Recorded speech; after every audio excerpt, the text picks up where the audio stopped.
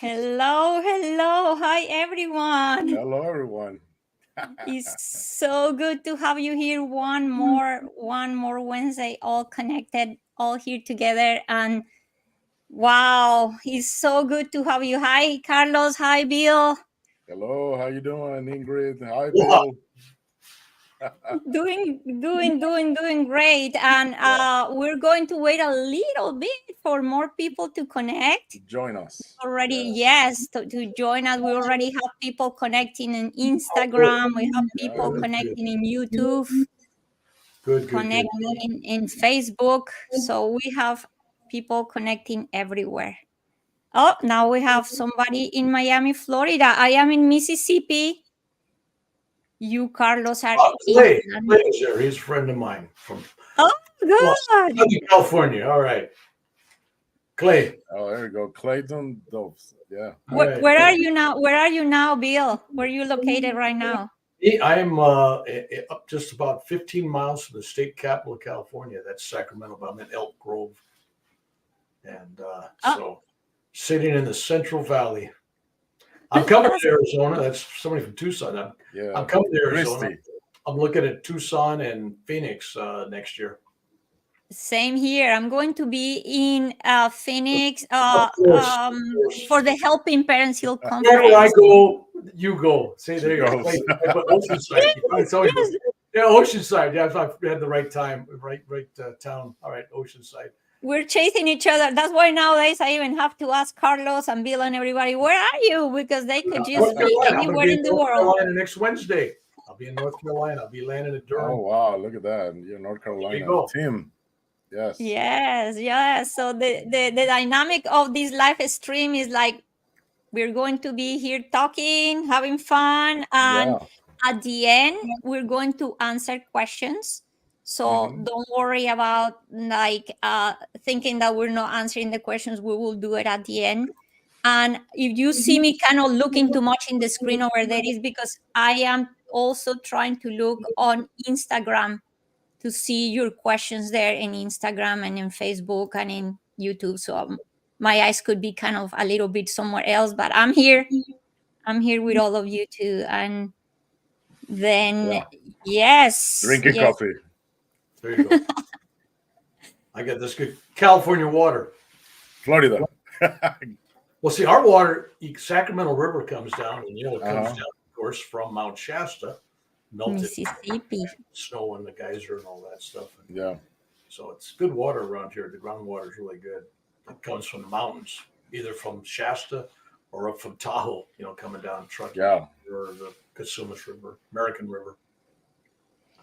Of course, you don't have any mountains there in Mississippi that I remember, or Florida. No, we have all the swamps. So we just we just have the mystic swamps That's why. We have with a two in lot of Atlanta. with alligators. Gators, all right. Because we have alligators, and we will talk about all your stories of snakes and tigers and all these incredible creatures. But okay, to start, I can start like mentioning, or we can talk a little bit about your background, Bill. I mean, wow, you have so many incredible stories, a life of a warrior, a Yeah. mystical warrior, this life that really show all of us how life is My, more than we well, think it is. Beyond what we think it is, and that is really a life of adventure. Bill has two incredible books. His autobiography called Warrior, a spiritual odyssey, yeah, thank you. and The Alchemy of a So Warrior's right there. Heart. So yes. So incredible books. I recommend everybody to read his books. And I think that I will not mention too much because you are going to tell us so many stories. But yeah, Vietnam veteran, and of course the Mhm. amount of work you have done for veterans is just incredible. Yeah. I was just seeing some of his medals and some of his awards and recognitions for the amazing work that you have done, Bill. So that's just incredible. It's an honor to have you here tonight. This Thank you is for just this service. I definitely feel senior to you guys. You guys are actually younger than both my children, and my children are both retired. Oh, wow. And my grandchildren are adults, and my great grandchildren are out there. So it's like, now I feel old after I just said that. I go, holy cow. you're, oh, and around you just feel like family. So Yeah, this is definitely. so good to have you here. And then I think we already are a few minutes into our live stream. Oh, by the way, you guys, again, I have mentioned a few times, but you can find us in YouTube, Facebook, and Instagram. So it's Instagram. many ways in which you can connect with us. Yep. And I guess it's the moment to start learning from Yeah. all these incredible adventures, Bill. I just want to say hi to Elena. Good evening, Elena. Caroline. Yeah, from Hawaii. Awesome. Yes. I tell Caroline, I'll be back. I'm going to come back. I'm not sure exactly when, To but Hawaii. I got invitations from the Big Island and back on Mhm. Oahu again. So I will be back. I gave 3 workshops. So I planned on giving one, and it Mhm. was sold out, but quote unquote sold out. I'm giving them away free. So sold out just means everybody showed up and it was an overflow. And so that we gave one the next day and it was an overflow. And we gave one the next day and I finally said, I got to go home. So, Mhm. so it's a very receptive group of people in Hawaii. And Ingrid, you spoke over there before. So, you know, it's a whole good group of people over there. It was amazing. Yeah. We also have somebody here from Romania. Ah, Yes. And we have someone from central New York. So, but this is just, yeah, I know more people From are going to everywhere. be joining from everywhere. And maybe we can mention this at the beginning, how also Reverend Bill and I are crossing paths in Europe. He's leaving next week, and after him, I'm leaving, and we will pretty much almost we're meeting almost crossing cross. the UK, we're crossing Germany, we're crossing the Czech Republic. You're going a couple places I'm not. I'm going to Switzerland and Iceland, and you're going other places. So you're gone 70 days. I don't know how you do. I'm gone 50 days, and that's enough for this old guy because that's a long time for me to be away from the family here and everything. So, No, I'm going 40 days. oh, 40 days. Yes, yes, yes. How did I get 70? I thought 70. I don't know. I think I wrote it. I think I made a mistake somewhere, but it's 40. 40 It's days. 40. So you're Well, I fasted. I could fast 40 days, so that's pretty good. Yeah, all right. yeah, you're going longer than me. 50 days is a long time with carry-on luggage. So that'd be a lot of laundry I'll be doing in the hotel room. So you're going to be 50 and you're going to be 40. Yeah. Oh, my God. 90 days there. There you go. For both of you. Covered 90 days. So, so I'll be in Europe, and then I come home, and then I'll be in Los Angeles. I'll be in Pacific Palisades. I'll be in San Diego. I'll be down by Encinitas. I will be in Santa Fe, New Mexico, doing a wedding. Okay. In October. I'll be in the Ozarks, the Ozark Institute Research. There's the Ozark Research Institute, I think it's called. Uh-huh. And I will be teaching a couple days there in September. Just thought I'd give them a shout out. It was nice that they sent me an invitation. Looking forward to that. And then I'll be going to India again, and then I'll be going to the Middle East. I'll be doing some. Oh my God, Bill, you're going to all be over. everywhere. Yeah. So Yes, and so anyway, then so look our title today, because this is the journey of the soul from mysticism to divine connection, and you keep spreading there your you message all over the world. So I think now we could start just really it's weird. listening. During COVID, when Ingrid and I were scheduled along with Peter Van Gogh, we're all scheduled to do a series of talks in Mexico. We were all excited, right? It was some university was sponsoring this thing, and they had, instantaneous people doing the translate and everything. It was really a big deal. And then COVID came, of course, and it got canceled.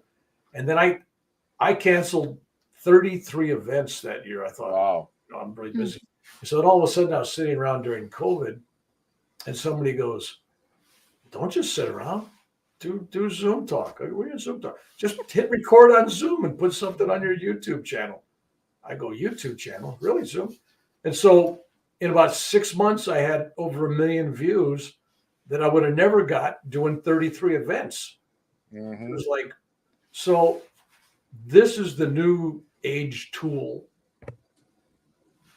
Facebook, Instagram, Zoom, all these YouTube, all these things are bringing people, souls, energy into little gatherings that are worldwide. I mean, it's amazing. I'll do something like this in India, and I'll have 200, 300 people on there. I don't know who they are because it's like, you don't see them all. There are so many people, and it has some great discussions and great talks.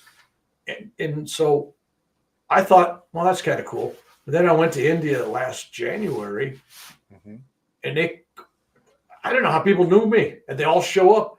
I mean, I was in Mumbai, and the person says, well, we're going to do an event here for you. I said, well, just get a little place. They go, oh, no, we're going to get the community center. And I'm thinking, community center, okay.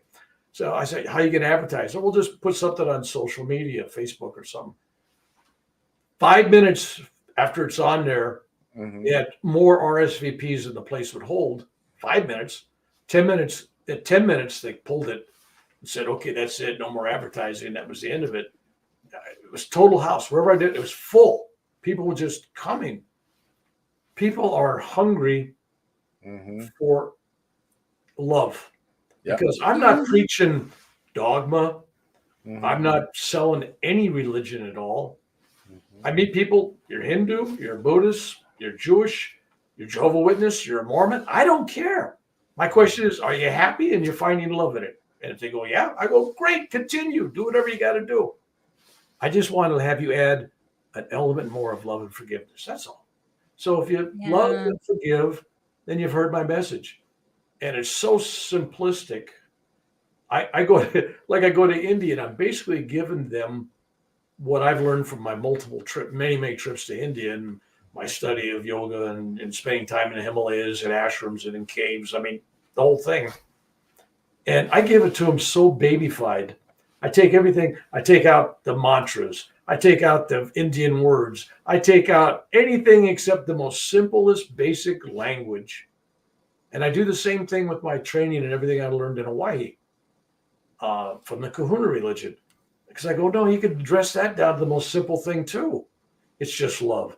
And now people are just discovering, Kahuna religion. I mean, they're discovering, love yourself, forgive yourself, gratitude. Well, in the 60s when I lived in Hawaii, it was just, I had a kahuna. I was studying this. And at the time I thought, well, this is really kind of, guy goes, you want to learn how to heal people? And I'm going, well, the surf is up. I got about 18 years old, right? I want to go, oh, no, listen, I'm going to teach you. So first thing you got to do is you got to love yourself. Okay, fine. Where's this going? And you got to forgive yourself. Okay. So I was at 18 years old, I wasn't quite ready for such a simplified message. And I thought I kind of ignored that. But then the last decade or so, I look back at my life and I realized, I didn't ignore that at all. I was practicing that without ever labeling it because it's all about self-love. And that's what I teach people. So I go out and I do these workshops like I'll be in Japan next year, in Singapore and Australia. I'll be in the Far East next year, right? And they will appreciate, I know already because they're already hungry for me to be there. They will appreciate the same message to people in Germany and the UK and in North Carolina and California. It's interesting, everybody has the same hunger. And the only difference is the culture. But if you don't talk dogma and scripture, and you just focus on letting people go whatever they want to do on that, but if you just focus on leading them to love and forgiveness, and just let them appreciate all that's happening, get them out of this victim mentality. Don't blame God for everything that happens to you. Don't blame your parents. Don't blame anybody, except everything is your own manifestation. Your own energy created it, your own thoughts, your own deeds, your own desires. It's not a punishment. It just is what it is. And then people buy in on that. And I'm finding the more simple I've gone, the more people that are coming around. Because they're not going to fight over the meaning of this scripture and the meaning of this. And we're the only people, and we're the chosen people, and those guys don't. I go, who cares? Just be happy. Yes. Just be happy. So universal message, right? Universal for everybody. Yeah. The love and forgiveness. Yeah, so it's hard to believe that I could take a simple message like that and spend hours and hours and days and places doing workshops, and I'll be talking about the same 3 or 4 things. But I have so many stories that infiltrate that energy field. So telling people about love is one thing, and but telling people a story about love, Yeah. They can understand better. For example, for example, when I'm in a Christian church, a born again church, when people they want a straight message, they want prayer, love, Jesus, all that. I got stories. If I go someplace else, but I don't go into a Christian church and talk about karma or anything that's going to upset anybody. I always honor the house of God that I go into. These people, I respect them. Whatever, like when I talk to Mormons, respect them. Don't insult. Yeah. So you can tell stories that fit where they're at. And everybody likes a story about love and forgiveness and divine grace. They all win, right? Yeah. But I was, about 15 years ago, maybe a little longer, I was going down the American River, which comes down from Truckee and Tahoe and comes down to Sacramento. And as it comes through the town, it's cold. It's running really rapid. This time of year, just really, it's hard out there. It's dangerous. People drown. So I pull off on this beach, and I see all these people gathered around this beach. They're all these young people. They're all just looking down at the gravel on the beach. And I'm going, and I see they just dragged the body of as it turns out, a 17-year-old boy. Oh, wow. He's laying there, and they're all just looking at the ground. And I get there, and they go, he's dead. There's a couple of adults there. Yeah, he's dead. I mean, apparently they were looking for him for 9 minutes. They didn't see him, but he could have been gone a half hour. They didn't know when he disappeared, but for 9 minutes for sure, by the watch, he was underwater. So they pulled him up and they just laid him there. And I go over there, and of course he's not breathing. There's no pulse. It's that ash gray white color. You get. I don't know if you ever seen a dead person. They just die. It's just it's trained. And so, being a trained lifeguard, I mean, I was trained as a civilian. But when I got back from Vietnam, my last year in the Army at Fort Benning, Georgia, they sent me to lifeguard school, and and one of the first things they teach you in lifeguard school is once you start artificial respiration or mouth to mouth or massaging the heart or whatever method you're using, you do not stop until a medical authority or show up, ER person, fireman, somebody's got to tell you to stop. Otherwise, you just keep going. I don't care if it's an hour. You just keep going. Wow. So I'm old school. So he's dead, and I just keep going, and I'm going, and it's a long time. Finally, this kid, if you ever give mouth to mouth to somebody, eventually they regurgitate everything that they ever ate, right? It's all in your throat. Oh God, Lord, yeah. It's good news. They're alive, right? Yeah. Anyway, this kid gets up, and he's standing there, and the only thing I could think of was I looked around. There was about 40 or 50 friends, all teenagers, just looking at the ground. And I'm mad. I'm thinking, and I looked at this one girl, and she looked like, if the Beach Boys were around, they would say, "Oh, she's a California surfer girl, blonde hair, 16 years old, Gidget, like that." That's what she looked like. Looked like Gidget, It looked like she just needed a surfboard. She was ready to roll, and she was sitting there, and she was just looking at me. And I looked at her, and I yelled. I go, "What's wrong with you?" I said, "All you guys are standing around just looking at the ground, and your friend was, for all practical purposes, he's dead, and you're doing nothing." Nobody, I guess, they were frozen in fear. They didn't even know what. Those thoughts all came to my mind, but what she said shocked me. It was kind of like, what? Because what she told me was this. She says, "Oh no, mister, we weren't doing nothing." I said, "What do you mean? What were you doing?" We're praying or something. We were all praying that Jesus would send somebody that knew what he was doing and save our friend.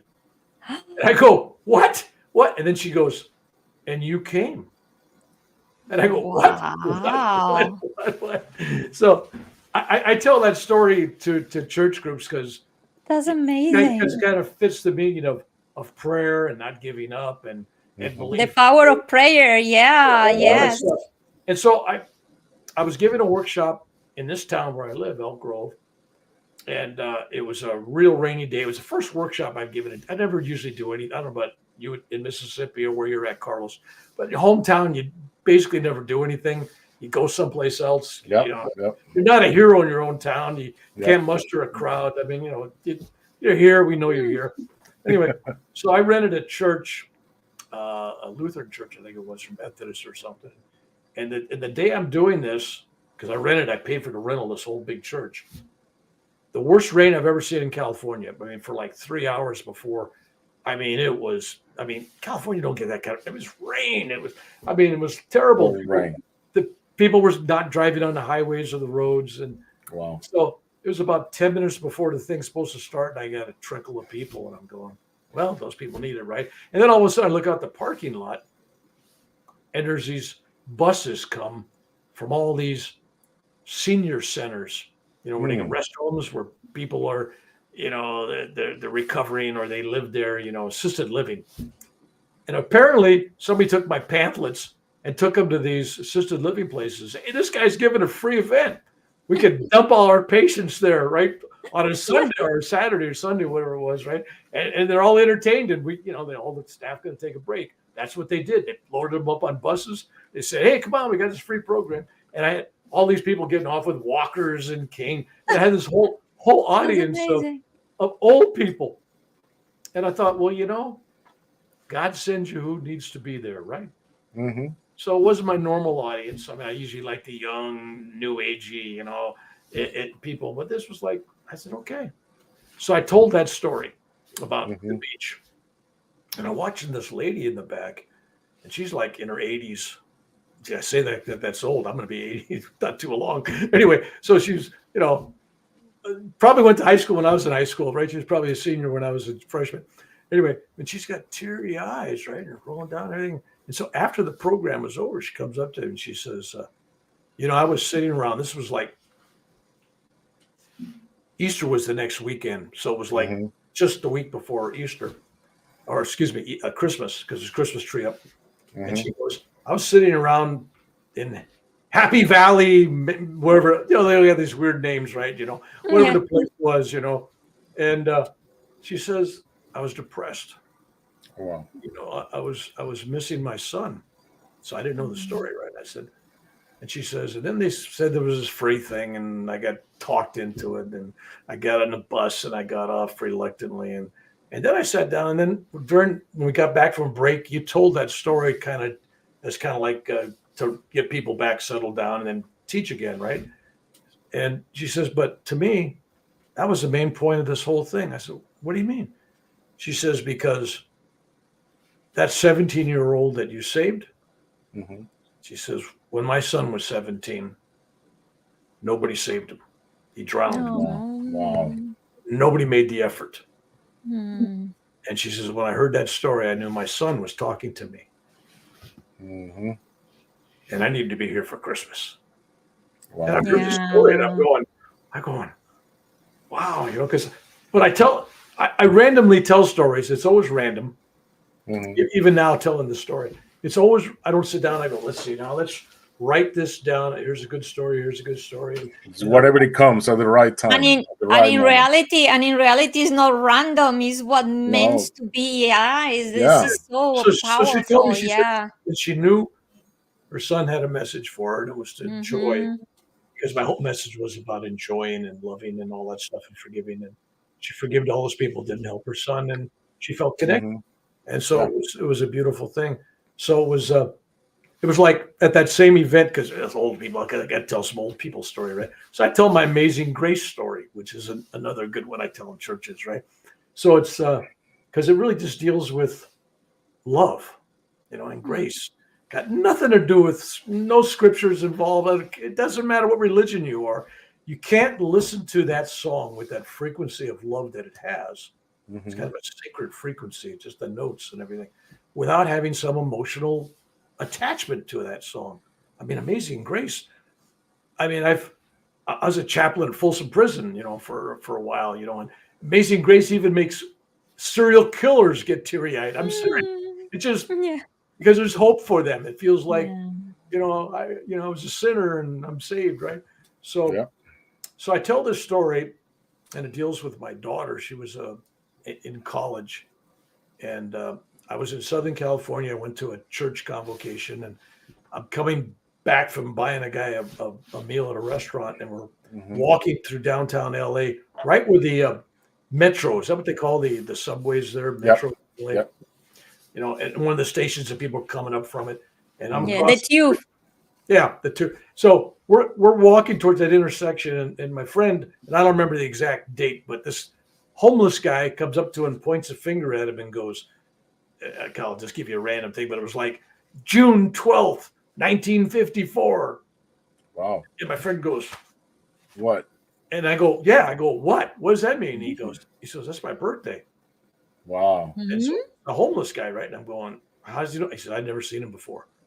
I said, and then he wandered down. He was a crazy guy, but he looked him in the eye and gave him his birthday, right?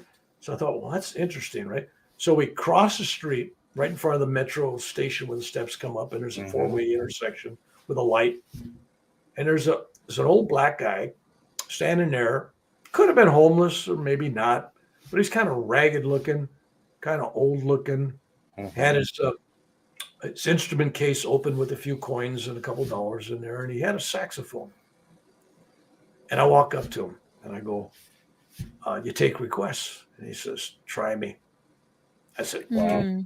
Can you play Amazing Grace? And he goes, I've never played it in my life. He says, I normally just play jazz, but I'll give it a try.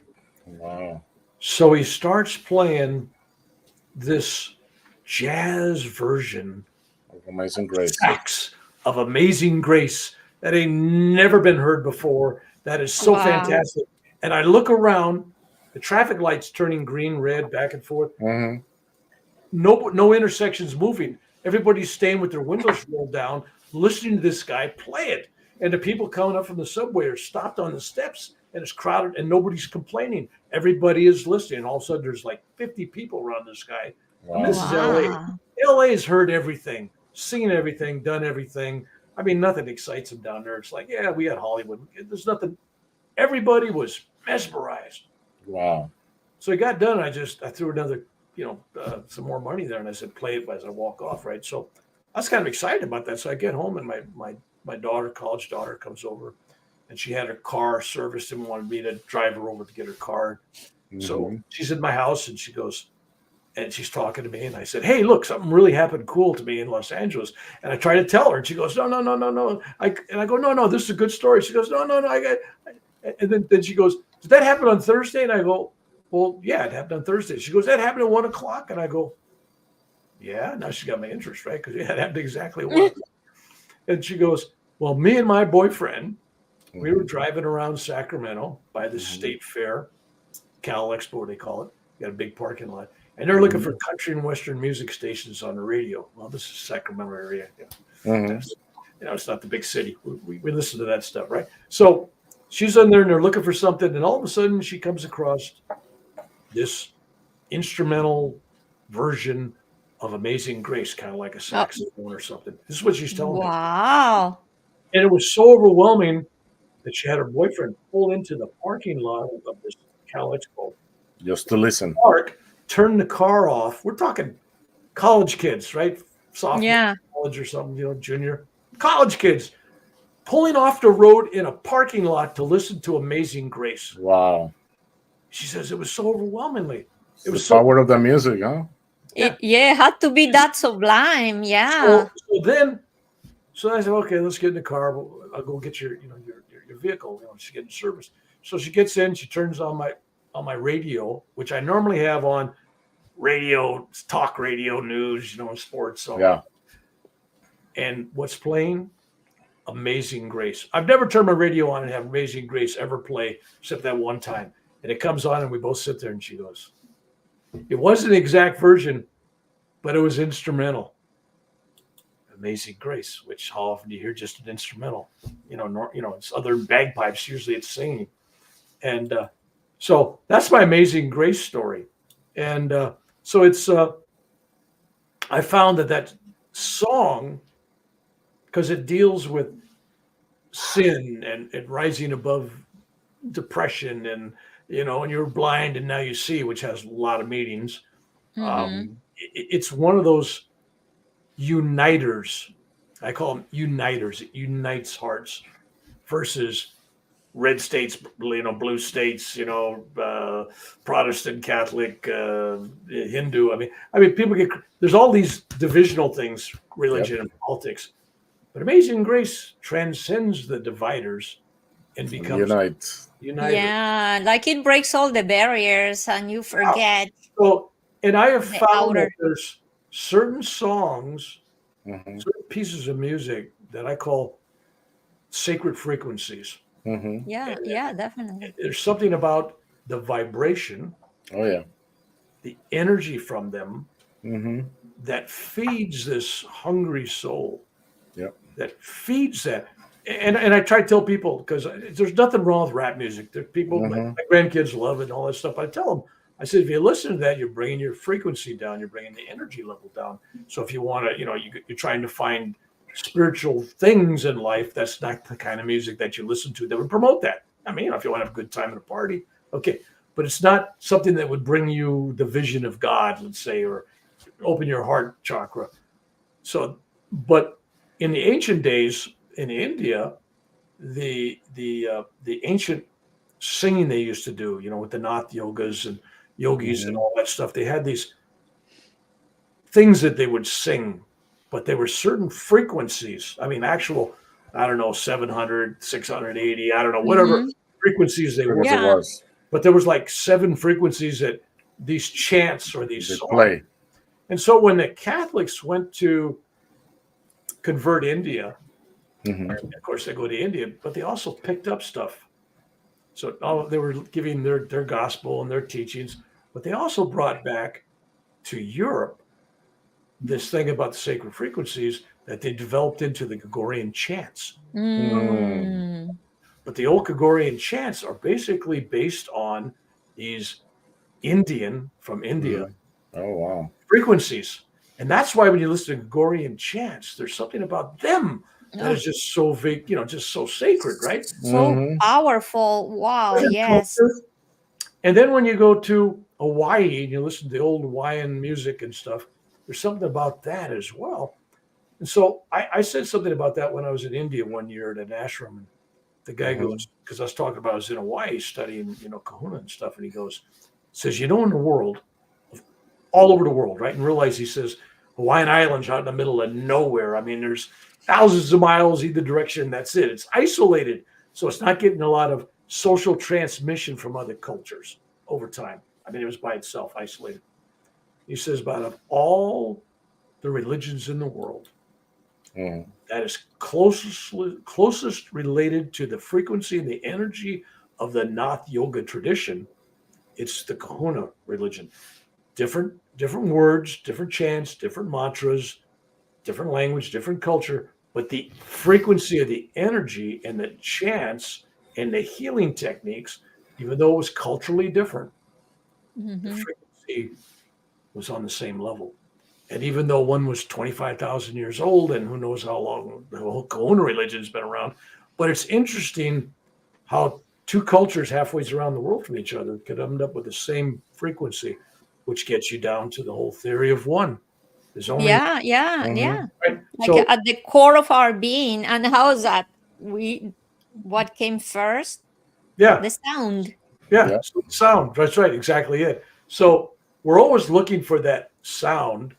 And if you've had any kind of really major samadhi, kundalini, spiritual jump where you have this really major experience where you, whether it's for moments or minutes an hour or a day or whatever, where you have this experience where you basically you've melted your ego. You're basically one with whatever you are the observed, you are the observer, you're the plant, you're the sky, you're the rock, you're the person. It's all one. There's no separation. And when you ever have that feeling, then you really truly know that there's only one and there's a oneness. So anyway, so when people are inventing things around the world, just to kind of get back to the real world here, like guys inventing radio or television or what, all these inventions, light bulb, all those, somebody gets credit for it. But if you go back in the history books, you find out people were working on that all around the world, developing it. Who beat who to the patent office? Yes. You know, like the radio, there was a guy in Italy and somebody else someplace else and a Russian, you know, and the light bulb was a lot of, everybody had the same. Why did they all get the same idea?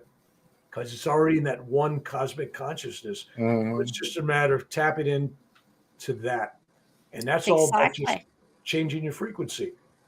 So people want to know about time travel. They want to know about reading the future, reading the past. And I'm saying all this is a matter of is just like changing a channel. You could pick up an FM station 108 or you could go over here and get to 1450 or whatever. Different things or different things. Frequencies. But it's the frequency of it by just changing the dial. So by you changing your frequency, you can change where you're looking, the now that you're looking at, because it's all currently happening. There's only now. There is no place. It's all now. No. So these people go making predictions and stuff. It's not a big deal. It's just like science. It's like, yeah, all you got to do is change the frequency. Now you can observe that. Boom. All right. Now you come back here. So, and you can pick what is already there, waiting for us to connect with it. Yeah. Exactly. Then you have to realize, as we talked about before we went on the air, is that when you tell somebody about the future, you've also altered it and changed it, because now there's a knowing and a sense and an awareness and an observation of the future changes and altered it, as they've proved with atoms, you know, particles and stuff. You know, if you observe it, it changes it. It's like the same things they've done when they split an atom and the other one's thousands of miles away, and this one vibrates, go in a certain direction, and the other one instantaneously will change. It'll vibrate with this one, even though they're separated by a light year. Doesn't make any difference. Yeah, that's the entanglement. So yeah. And so basically, for anybody to not see the oneness, that separation, that they are different, they are separate, they're a different race, they're a different sex, gender, there's different, they're whatever, right? They're different. And they also pray to God, like God is someplace else. And I'm saying, well, that separates you and God. God is here. I mean, we are one. So then when I'm teaching people to love themselves, what I'm really telling people, when you love you, you're really loving God. If you're loving God and you're loving you, then you're loving everybody else and everything else. Yes. So how could you hate your enemy? Now, my rule is that I got two rules. One, you got to love everybody because it's all one. But the second rule is equally important to remember, because there's people out there being abused and things and stuff. You don't have to like anybody. Okay. Liking and loving, two different things, right? So you don't have to like what somebody's doing. And sometimes you don't want to hang around with that person because, you know, this person they're detrimental to your mental and spiritual evolution. They put you down, they'll make you feel good. And you've met people like that.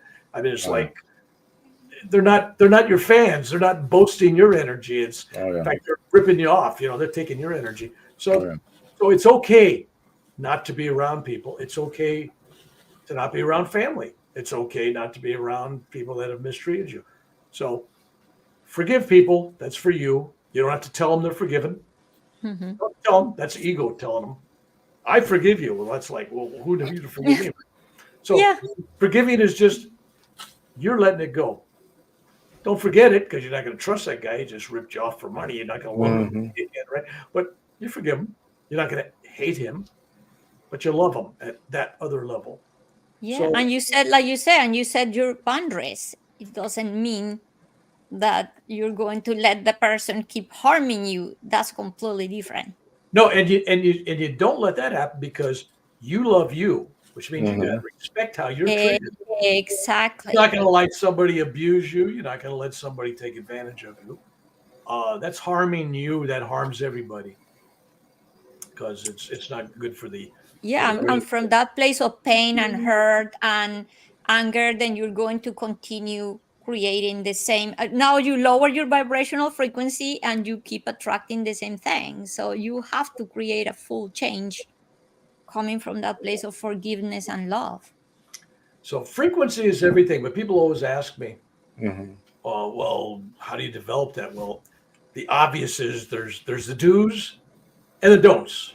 I mean, on frequency. I mean, for example, none of these things are sin. I'm not saying there's sin. You shouldn't be judged. I'm just saying if you do these certain things, it lowers your frequency. That's all. You're not going to hell or something. I mean, but if you're doing, for example, because I got a lot of friends that, I'm doing magic mushrooms. I'm doing ayahuasca and I'm doing LSD and psychedelics and I'm doing marijuana. I said, okay, great. Not a sin. I'm not judging you, but you're chasing experiences, not seeking love. It's different. It's an experience you're chasing, and you'll have experiences, but you also get sick and throw up and all kinds of weird stuff because you're taking chemicals. It's artificial. It's like artificial sugar instead of honey. It's different.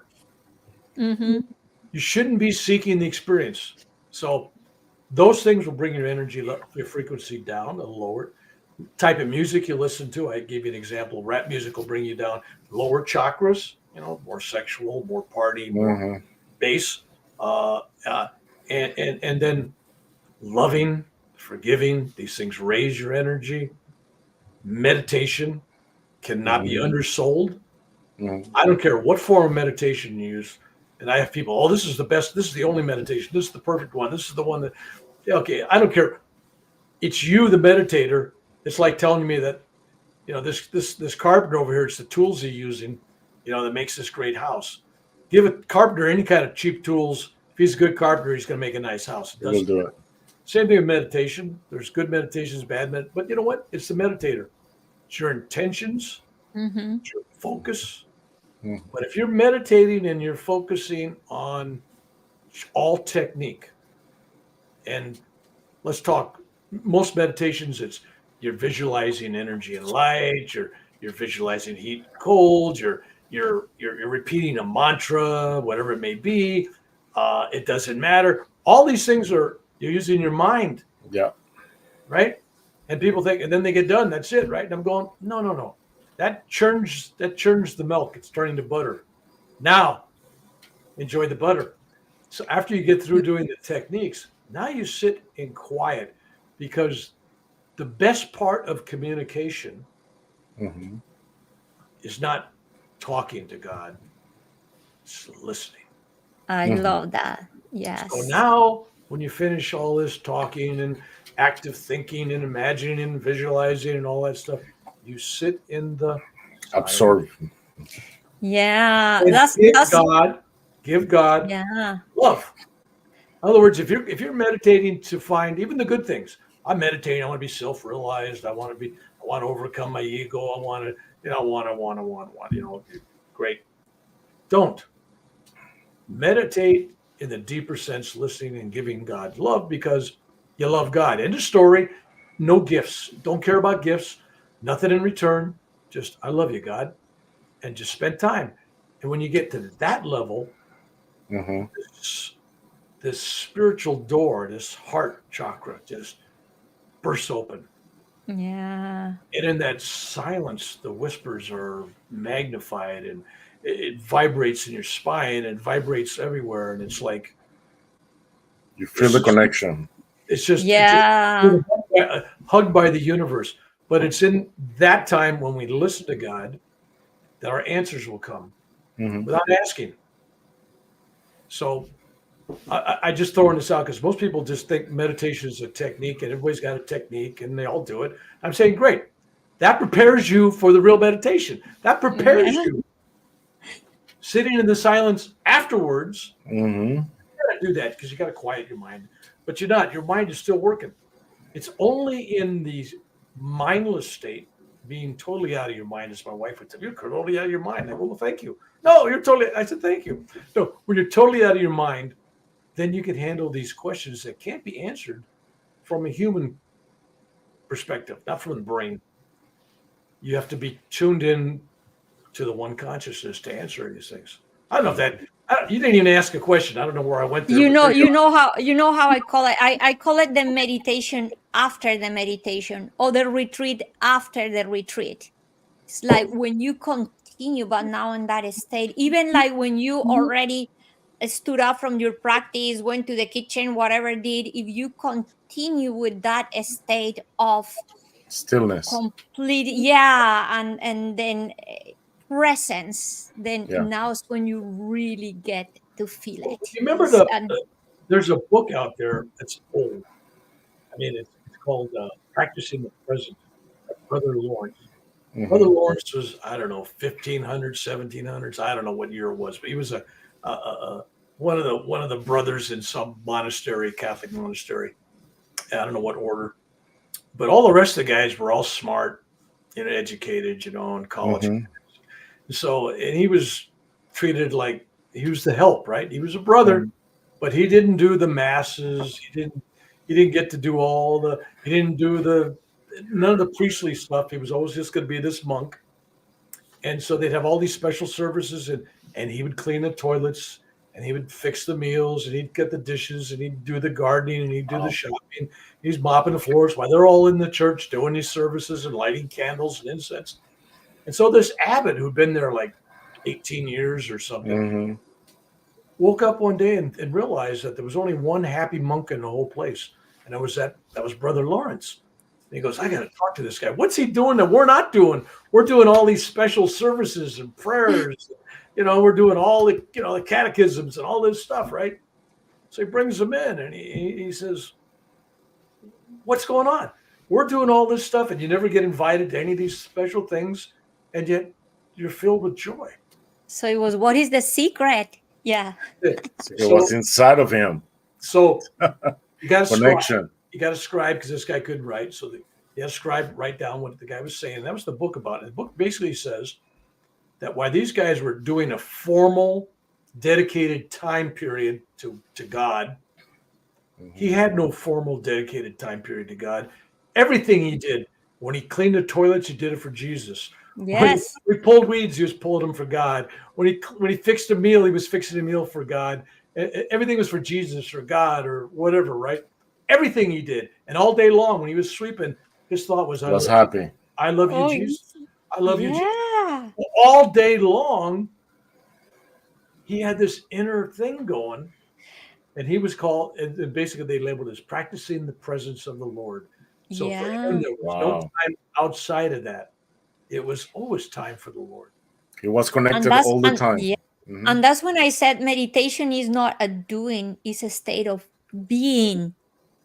And in you're in that state of beingness and presence, you're already there. So it's just be that. Yeah, carry it with you. But a lot of people, because I've given sermons at churches, lots of them, and I watch 10 minutes after the service is over in a parking lot, and somebody's cutting somebody off in traffic, and I mean the sermon just was gone in 15 minutes. Like they're already miffed with people getting cut off or something, right? So you have to walk your talk. I mean, you have to live your virtues and your beliefs. It's not just enough to memorize scripture. That does nothing for anybody. I mean, great. Well, what do you live? It keeps your mind more busy. You know, there's this other thing when people say to me, when I'm meditating, it's like I cannot get out of my thoughts, so I don't meditate because in my head I'm always thinking. And I said, what if you turn the practice around and you start perceiving the moments in which you're being aware that you are thinking? It's not how many times you get lost in thought, but how many times you come back, how many times you are back in presence. So stop like punishing yourself and saying you're not good. It's like reward the fact that you are an aware being, and that presence is that you are. So it's not how many times you get lost, is how many times you find yourself getting lost. Well, it's because I've heard that argument before. Well, I don't meditate because my mind is all over the place, right? So then they stop. Well, and if you give them what I call negative reinforcement, like, well, don't think, or that's like saying, don't think about monkeys jumping on the bed. And as soon as you tell them not to think about that, that's all they're gonna. I'm not thinking about monkeys jumping on the bed, and they never had that thought before. But they'll think about it for 2 weeks, right?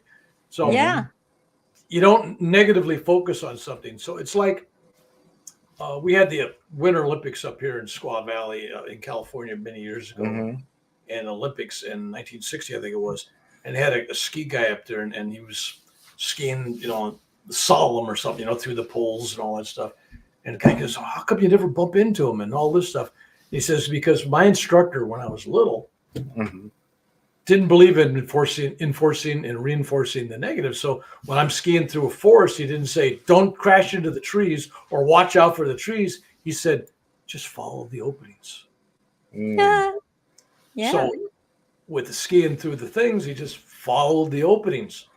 So instead of trying to avoid something. So with meditation, I just tell people, just follow the openings. Be like the water. Be like the water. And if you're aware, like praise your awareness. I always say, people, praise your awareness. I'm aware that I am thinking. Oh, look what you just did. I'm aware. So like people mention, like, think that your thoughts are clouds. Oh, there's a cloud. Ooh. Oh, there's another cloud. You are aware. Praise that awareness. And in that, you are feeling the sense of gratitude and appreciation for you praising your awareness. And that's an act of love. You are being loving with yourself. So it's like, how can you always go back to that place of, like you say, Bill, loving yourself?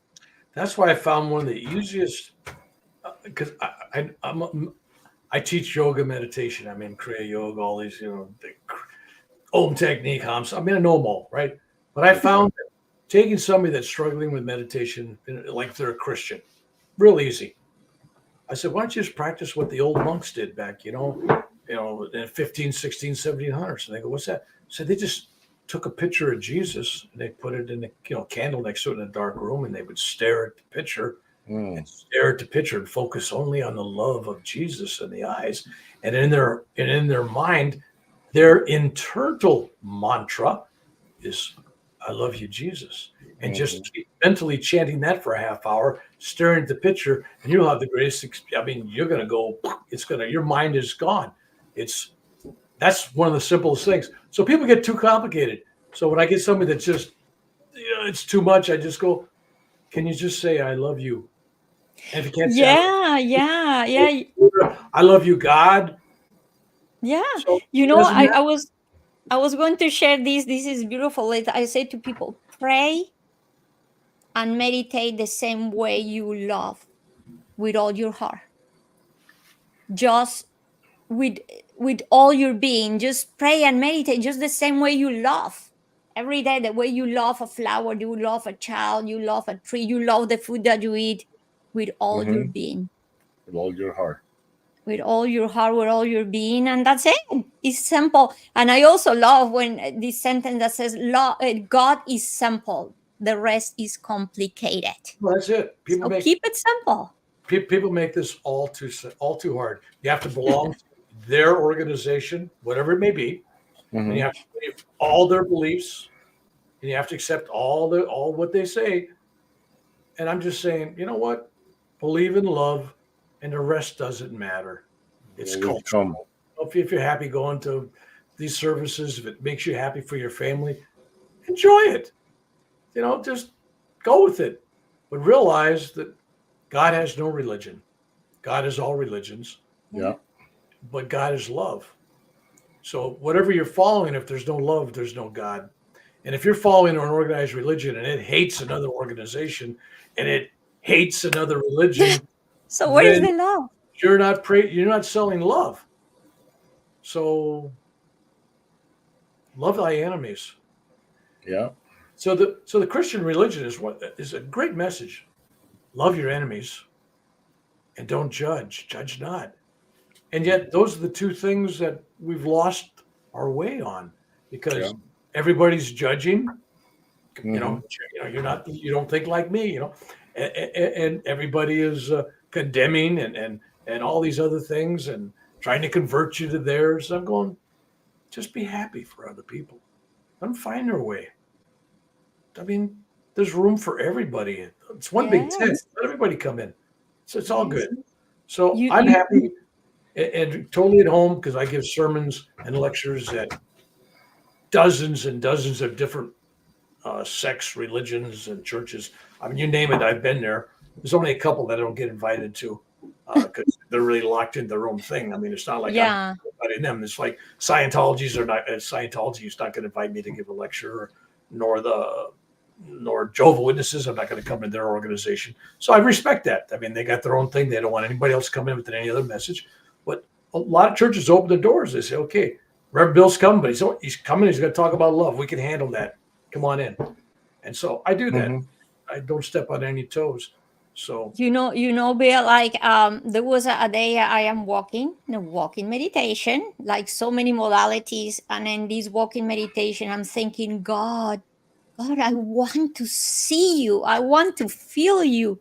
When I receive the message, in the wind I am, in the flower I am, in the tree I am, in your steps I am, in the air you're breathing I am. It's like, just remember me. And it's that simple. It's start acknowledging the presence of God in all things. Wow.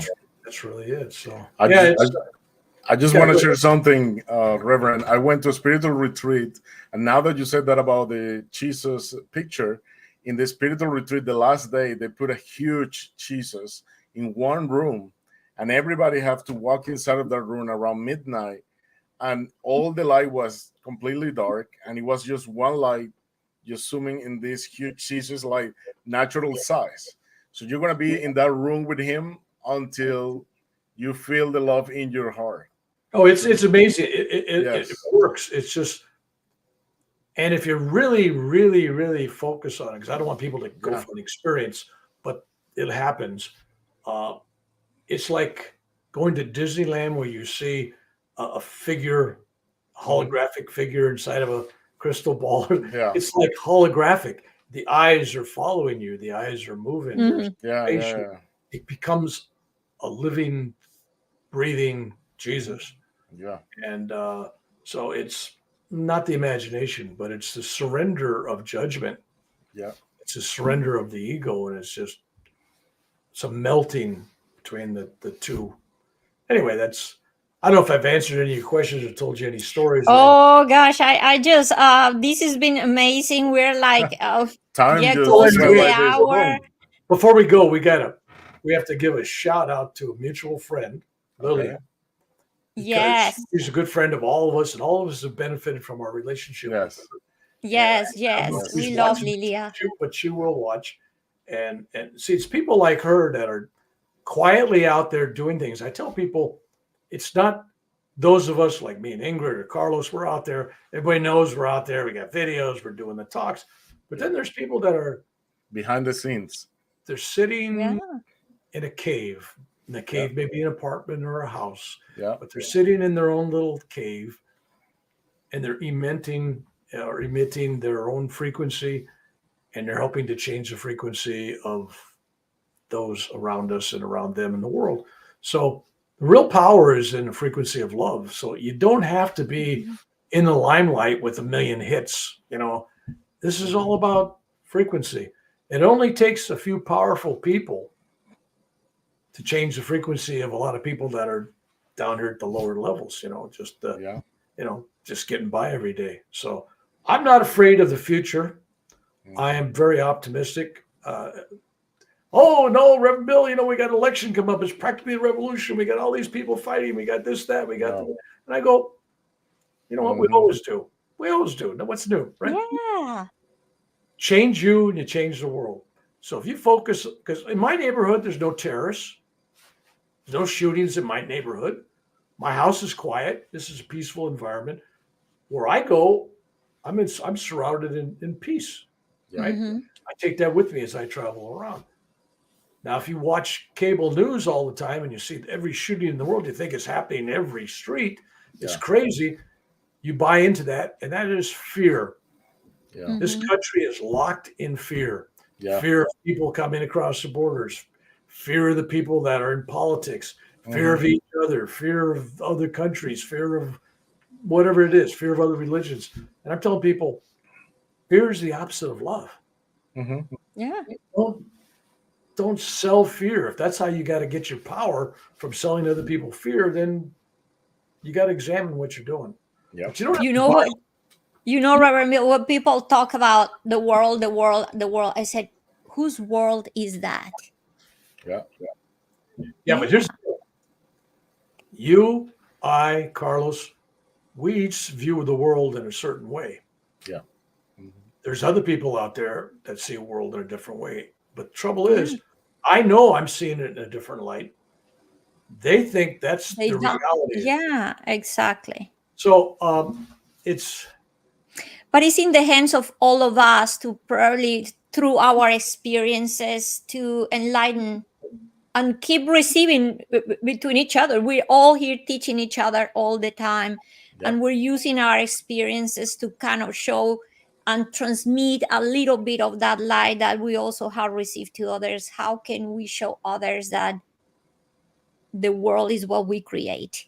Well, here's the deal. We really do. We create everything that's manifested in our life. And when you start to believe that and live that, then there's no more blame game.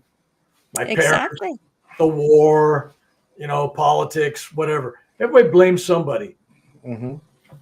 It's us. We've manifested what's ever going on in our life. Now we got to think about this as a country. Oh, we got all this terrible stuff going in the country. I'm saying it's our karma. The United States deserve these people. I'm sorry. So we got to deal with it, So give love. Even if I don't like what these guys are doing. I'm telling you, love them anyway. Love them anyway. Yeah, so, what people call as karma, as that sounds so deterministic, so, and they see it as so negative. I call it unresolved experience.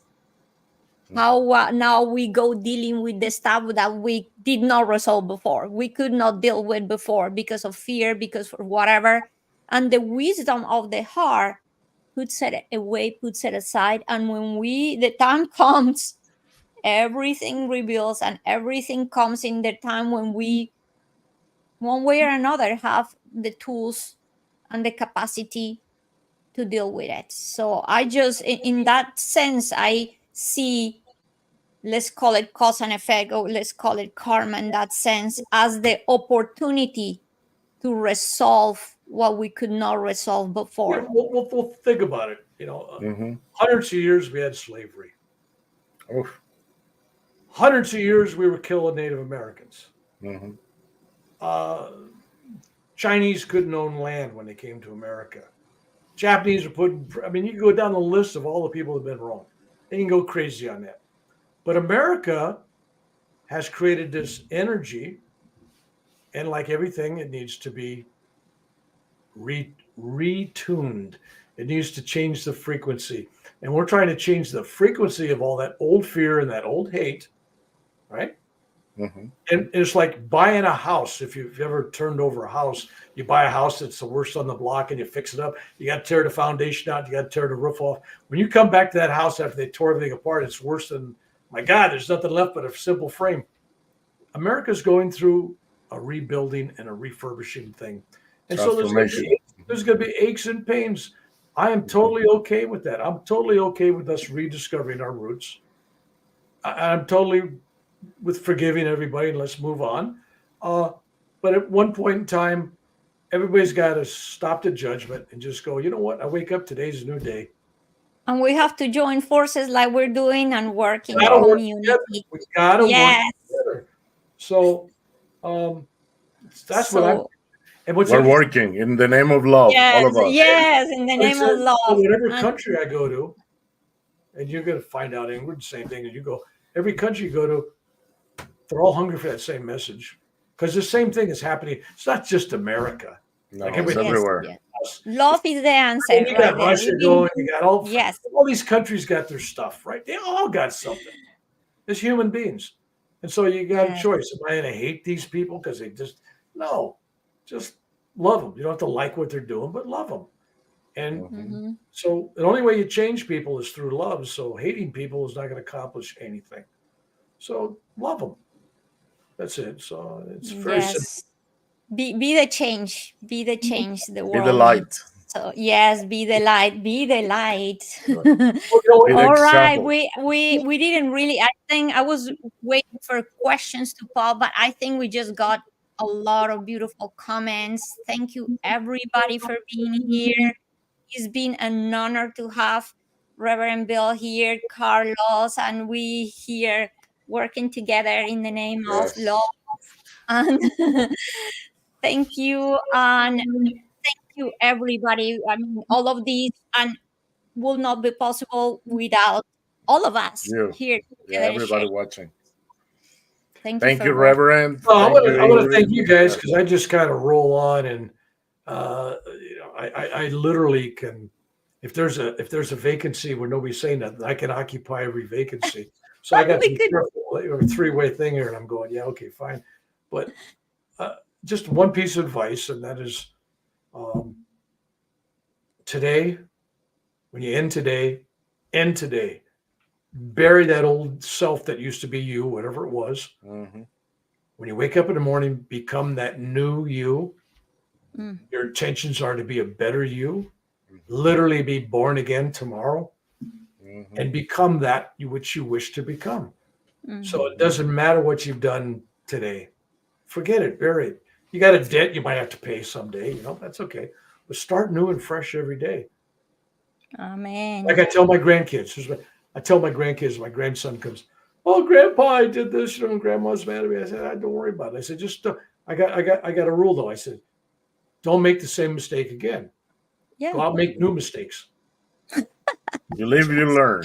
And grow from them. Exactly. You're making new mistakes, then you're making progress. So don't repeat the old one, just make new ones. Anyway, there you go. Make new mistakes. Oh, this was great. This was an amazing conversation. Thank you. Thank you all. God bless you all. And we'll see you next Wednesday when we come with another surprise, another invite. We will just have a great conversation. So I'll be in North Carolina. So yes, and after that, good luck in your trip to Europe. Hopefully we'll meet there. We will see. I'm watching you guys from here. Never know. Thank you. Let me just now end.